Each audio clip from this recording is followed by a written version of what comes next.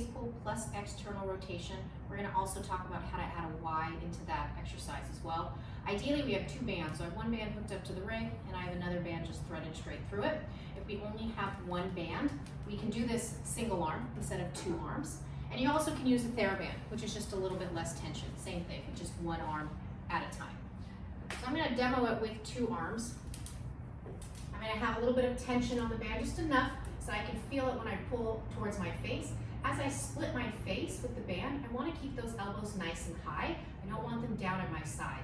I also don't want to keep them high by raising up my trap, so I want to think more from underneath my armpit in that position. So I'm going to pull towards my face, keeping my core engaged throughout. And once I split my face, I'm just going to externally rotate or open my hands up to create a nice 90-degree angle on my arm. So in that 90-degree angle, I want to make sure that I'm not forwardly rotating my shoulders to get to that position.